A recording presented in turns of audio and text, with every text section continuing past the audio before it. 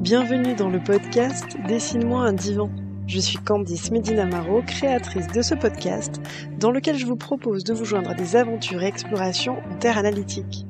La deuxième thématique de cette première saison est la psychanalyse et les autres approches psy, toujours en compagnie d'Anaïga Mouret, qui est psychologue et psychanalyste. Dans ce 7e épisode, nous allons parler de la place de la théorie et de l'élaboration théorique quand on est psychologue et ou psychanalyste. Vous êtes prêts ? Vous êtes prêtes ? L'aventure nous attend ? C'est parti ! Alors, aujourd'hui, on va parler théorie. Mais évidemment, on va pas se refaire une encyclopédie exhaustive des théories psychologiques et psychanalytiques, mais j'aimerais bien discuter avec toi déjà de la place de la théorie pour toi dans ta pratique en tant que psychologue, dans ta pratique en tant que psychanalyste, s'il y a des ponts, s'il y a des divergences, Voilà, débrouille-toi avec ça. Ok, alors, je pense qu'il y a des ponts entre les questions théoriques dans la sphère psychanalytique et dans la sphère psychothérapeutique. Peut-être que ce n'est pas, selon moi, c'est pas forcément utilisé de la même façon. La place de la théorie n'a pas forcément la même place, et peut-être aussi dans la façon de penser l'accompagnement de l'autre, ça peut aussi varier. Il se trouve que quand même moi, comme je t'en parlais déjà précédemment, il y a quand même une espèce de lien entre tout ça, et je pense que en fonction des personnes avec qui je travaille, ça va être quand même assez différent, et finalement, en fonction de ce que chaque personne va amener de sa progression, de son parcours dans le suivi, telle ou telle théorie, tel ou tel concept vont pouvoir être convoqués l'un après l'autre ou de façon simultanée, mais en tout cas, ça va pas forcément être quelque chose de linéaire, évidemment, en fonction des différents travaux. Donc, en fait, la place de la théorie, il y a une formation initiale qui a été la formation à l'université, qui était très, comme on en a parlé, très globale, très générale, etc. Et par la suite, moi, je me suis fixée un peu plus sur les théories analytiques, les différents auteurs, les différents courants, les différents modèles, pour voir un petit peu. Oui, parce que justement, là, tu rappelles déjà qu'il y a plusieurs courants, il y a plusieurs modèles, et puis que c'est censé évoluer tout le temps. C'est-à-dire que on peut pas en rester stricto sensu à ce qu'a proposé Freud ou ce qu'a proposé Lacan. C'est censé évoluer. On peut pas les prendre. Enfin, sinon, ça devient une religion. On en fait une religion des théories analytiques. Et là, ça devient dangereux, ça devient embêtant. Exactement. Oui. Et je pense que c'est ce qui fait craindre aussi certaines personnes dans la psychanalytique, c'est que ce soit quelque chose de très idéologique, de très un peu une forme de doctrine un peu figée. Et évidemment, c'est pas du tout comme ça que moi je l'envisage. Je pense qu'il y a plein de choses à dépoussiérer en permanence, à actualiser, à repenser, à réélaborer. Mais c'est intéressant quand même de voir qu'est-ce qui a été fait à l'époque, comment ça a été pensé, au regard aussi dans l'époque, à ce moment-là. C'est-à-dire que forcément, même le vocabulaire employé par Freud, c'était un vocabulaire de médecin. Il était médecin. Et d'homme. Oui, tout à fait. Donc forcément, ça évolue, et en fonction du cadre d'éducation culturelle, religieux de chaque auteur, ça va forcément teinter le concept et la théorie. Et justement, tu vois, tu parlais de formation initiale. Ce qui est intéressant, alors justement, est-ce que tu vois une différence, même si, c'est un peu particulier pour toi parce que tu as commencé par les études de psycho et tu es devenu psychologue, puis même si c'est là aussi que tu as découvert t'avais découvert avant les écrits analytiques, mais disons que c'est la théorie analytique que tu as étudiée aussi. Moi, par exemple, je suis pas passée par ça. C'est la base de ma formation, ça a vraiment été de la psychanalyse, ma psychanalyse. Et là-dessus, j'ai amené de la théorie. Est-ce que et donc là, on a du coup deux approches différentes, même si toi, tu es psychologue et psychanalyste. Est-ce que tu penses que justement la différence de formation entre psychologue et psychanalyste, ça influence la place de la théorie dans les deux pratiques, même si toi t'es au confluent des deux, c'est ça qui m'intéresse aussi, c'est pour ça que j'avais envie de discuter avec toi. Oui, alors je pense que bien sûr ça peut largement influencer la posture du thérapeute, du psychanalyste, du psychologue par la suite. S'il a commencé la découverte de tout ce continent-là par une analyse personnelle, un travail personnel, pour ensuite aller étudier, aller explorer les théories, les diverses théories, ou si ça se fait dans l'autre sens. Je pense que bien sûr ça peut jouer. Au niveau psychopathologique, psychologie clinique, de façon au sens large, je pense que la place de la classification, etc., de la nosographie, elle va peut-être être un petit peu plus prégnante dans la considération du fonctionnement psychique de l'autre, etc., que pour les analystes. Et en fonction des analystes et des modèles auxquels ils se réfèrent et de leur sensibilité, tout simplement, pour telle ou telle théorie, je pense que ça va aussi quand même beaucoup changer, beaucoup influer. Et la nosographie va avoir plus ou moins de place et de poids au sein même de certains groupes analytiques. Donc est-ce que tu peux juste préciser ce que c'est la nosographie pour les personnes qui écouteraient, qui savent pas ce que c'est? Alors la nosographie, c'est le fait de classifier de façon assez méthodologique les différents fonctionnements psychiques, les différentes pathologies, mais pas que ça va sur un continuum qui est jugé du normal au pathologique, et finalement au sein de ce continuum, il va y avoir des espèces de strates où on va qualifier quelque chose de plus ou moins pathologique avec un fonctionnement plus ou moins névrotique, psychotique, etc., etc.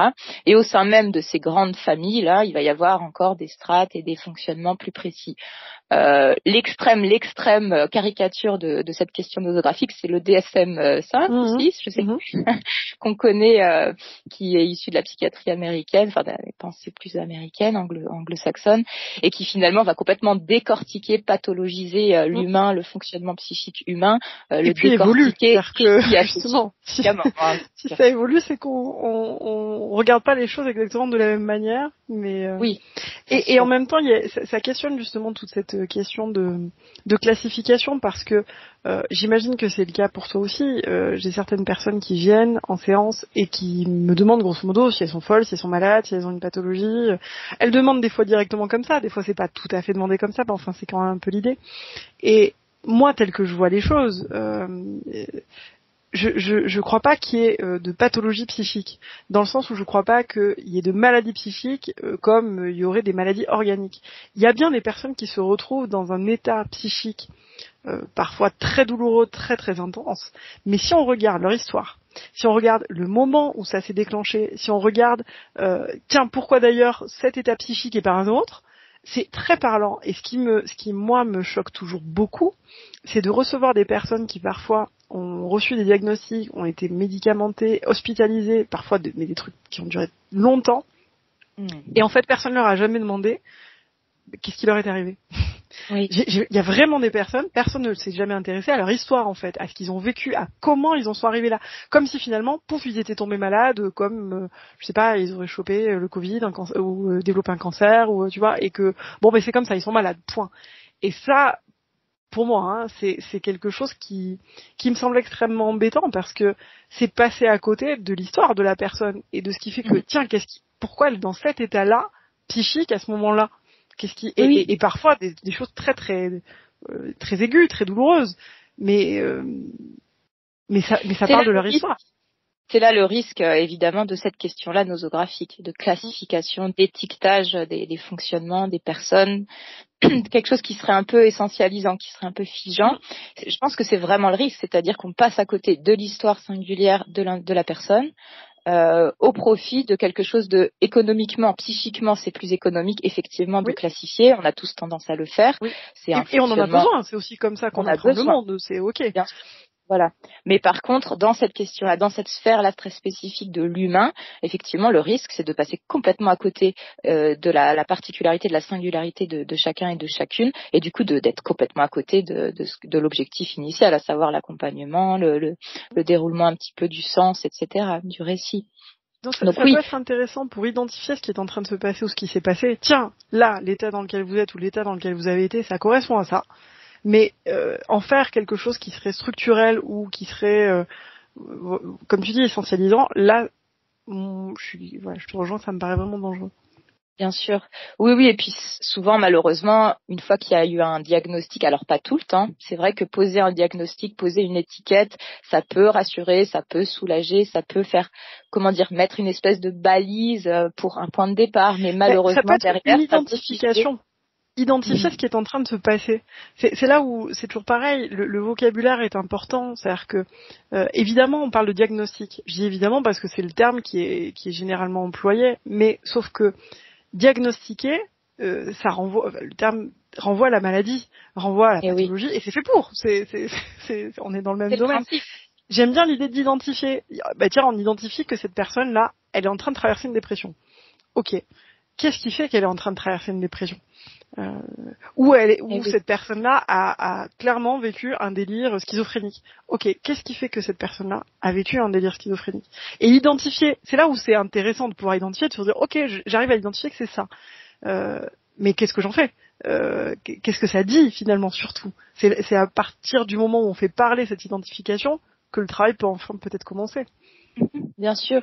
Et puis c'est là où on peut relever quand même le contresens, c'est-à-dire que nous, en général, dans cette histoire d'étiquetage, de diagnostic systématique, on va nommer la réaction de la personne qu'on va juger anormale. C'est Oui. c'est hors norme, c'est anormal, donc il faut qu'il y ait un nom pathologisant, etc. Alors que finalement, ce qui était anormal, si on suit ton raisonnement, c'était ce qui est à la source du développement symptomatique. Donc c'est là en fait finalement qu'il faudrait rassurer aussi tout le monde sur cette idée du diagnostic. C'est un mot qui représente une réaction plutôt compréhensible, normale, on pourrait dire, à une condition ou des déclencheurs qui eux étaient complètement anormaux, pardon. Donc il faudrait réinverser un petit peu quand même cette perception des choses, ce qui n'est pas du tout le cas dans l'esprit, enfin dans le sens courant. Non, et puis il y a des personnes pour lesquelles même c'est déstabilisant, et ça c'est ok aussi, c'est-à-dire que il y a des personnes qui ont besoin qu'on leur dise qu'elles sont malades, qu'elles ont une pathologie, et de pas aller chercher à la source. Et c'est un mécanisme de défense. C'est ok aussi. C'est dans ce sens-là. Et c'est pas une question cognitive de pas être capable d'élaborer quelque chose ou quoi. On est tous capables d'élaborer les choses. Sauf que en fonction des trajectoires de vie, en fonction des histoires, on peut ou pas à certains moments. Et c'est ok aussi. Alors c'est sûr que du coup, c'est pas vers la psychanalyse qu'il faut se tourner dans ces moments-là, par exemple, parce que. Mais il y a des personnes qui me l'ont dit. Il y a quelques personnes on a fait quelques séances et qui m'ont dit, bah, je sens que là on va se poser des questions et je peux pas. Et donc je m'arrête là. Bah ok, c'est ok. C'est pas le moment, c'est pas le lieu, c'est ok. Oui. Oui, je pense qu'il faut absolument pas forcer la question de dérouler quelque chose qui n'est pas prêt à être déroulé. Ah, sinon c'est faire encore violence, c'est pas le but. Oui, et puis le mettre un mot, mettre un nom sur un fonctionnement temporaire ou moins temporaire, de toute façon, ça peut, pour certaines personnes, être à la base d'un autre travail, ou alors simplement être une réponse qui va permettre un apaisement, une autre lecture des choses, et voilà. Donc chacun fait en fonction de ses envies, de ses possibilités, de sa temporalité. Je pense pas que ce soit au psy de décider pour l'autre qu'est-ce qu'il a besoin d'entendre, de nommer, de qualifier, et est-ce que ça va mettre en mouvement quelque chose ou pas. Sinon c'est abusif, nouveau. On se retrouve dans quelque chose qui est abusif si c'est le psy qui décide ou la psy qui décide. Ah bah vous devez travailler ça, ou vous devez voir les choses comme ceci, ou vous devez vous interroger sur ça. Bah non, est-ce que vous avez envie de vous interroger sur ça? Oui, non, mais c'est c'est pas à nous de prendre le pouvoir. Des coachs, etc., de certains accompagnements, on est vraiment dans cette histoire-là d'enquête, on analyse, on donne des pistes de travail, et pour les prochains mois, on va travailler telle et telle problématique. Bon, ça existe, ça peut convenir à certains, mais effectivement, c'est complètement à l'opposé de ce qu'on propose dans un cadre analytique. Tout à fait. Et c'est pour ça que c'est important de savoir que justement, il y a des grosses différences entre les approches, parce que des approches vont pas correspondre à tout le monde. La psychanalyse, ça correspond pas à tout le monde, et c'est ok aussi. Voilà, c'est tout le monde cherche pas à se poser infiniment des questions. C'est ça peut quand être on aime s'en poser, c'est le bon endroit. Exact. Et justement, en parlant de se poser des questions, l'un des lieux pour s'en poser et pour élaborer, ce sont en psychanalyse les cartels. Est-ce que alors les cartels, c'est grosso modo des groupes de travail entre analystes pour réfléchir sur un sujet théorique ou pour discuter de la pratique ou mélanger les deux. Bon, peu importe, après chacun fait un peu ce qu'il veut, puis ça dépend dans quel cadre c'est fait, mais disons qu'il y a bien un lieu de discussion entre analystes pour élaborer autour de la pratique, de la théorie. Chose qu'on fait ensemble d'ailleurs par ailleurs. Est-ce que c'est quelque chose que tu fais aussi avec des psychologues? Et oui. Est-ce que tu vois une différence de travail justement dans ton travail entre psychologues et dans ton travail entre analystes? Est-ce que tu vois des ponts? Qu'est-ce que tu aurais à te dire là-dessus? Alors oui, donc en fait entre analystes effectivement on peut appeler ça des cartels, entre psychologues ces temps de réunion de travail on peut appeler ça plutôt des intervisions ou des réunions, des choses comme ça.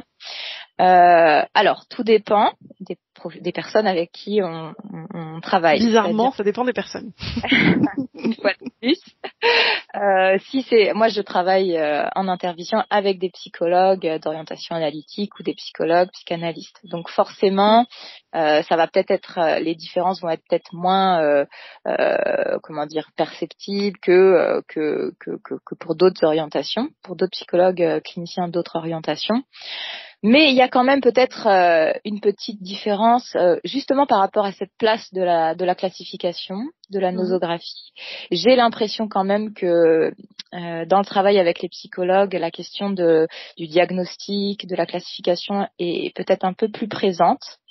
Et j'ai l'impression que la place du fantasme autour de cette nosographie est un peu plus importante peut-être chez certains psychologues, dans le sens où classifier, ça rassure, il y a une impression de maîtrise, de contrôle, quelque chose comme ça. Qui serait moins présente dans les réunions d'analyse, ou en tout cas, je pense que le fonctionnement psychique chez les analystes, leur propre fonctionnement psychique est peut-être plus facilement abordé que dans le cadre des réunions de travail entre psychologues, où il y a certainement un peu plus de pudeur et cette place-là au niveau de l'imaginaire, d'avoir compris, d'avoir maîtrisé quelque chose qui se retrouve peut-être un peu moins dans les cartels. Ouais, c'est intéressant parce que finalement l'inconnu qui est plus aisante, qui est un peu plus malaisante en tout cas pour les psychologues, qui l'est beaucoup moins en tout cas dans mon expérience auprès d'analystes. Est-ce que c'est lié aussi au fait que justement quand on parle de notre pratique, on parle aussi finalement de ce qui nous fait écho parfois à notre histoire ou à parce que finalement peut-être qu'on aborde aussi les cartels de psychanalyse tels qu'on a abordé la psychanalyse, c'est-à-dire aussi en passant d'abord par soi, par notre expérience, par notre histoire, par ce travail-là. Et que ça se retrouve finalement dans la manière de travailler en cartel où on va parler de telle séance qui nous a travaillé parce que il s'est dit ci ou il s'est dit ça ou parce que justement ça a fait écho à quelque chose pour nous et qu'on se demande si on l'a bien géré, je sais même pas le terme d'ailleurs, c'est pas le terme géré, mais si ça a pas pris trop de place dans la séance, ça se retrouve plus, tu trouves? Oui, je pense que en fait, c'est ce qu'on appelle le contre-transfert, c'est comment nous on reçoit en tant qu'analyste ce qui est amené dans la séance par l'autre. Je pense que le travail autour du contre-transfert est plus aisé, plus assumé, plus fluide au sein de cartels que dans certaines intervisions entre psychologues où, bien sûr, on va questionner comment on s'est senti, etc. Mais peut-être il va y avoir plus de pudeur, plus de difficulté à aller au fond des choses, à se dire les choses, comme s'il y avait une petite chasse un peu aux symptômes entre collègues qui peut être très désagréable, qui peut être assez désagréable. Mais c'est pas forcément le cas dans tous les groupes. Une fois de plus, ça dépend du parcours des psychologues, si eux-mêmes sont passés par l'étape de l'analyse personnelle et comment ils se pensent aussi eux en termes d'humains. Parce que c'est vrai qu'il y a certains psychologues qui ont quand même ce fantasme d'avoir tout réglé pour être de bons professionnels. Eh bien, ça existe.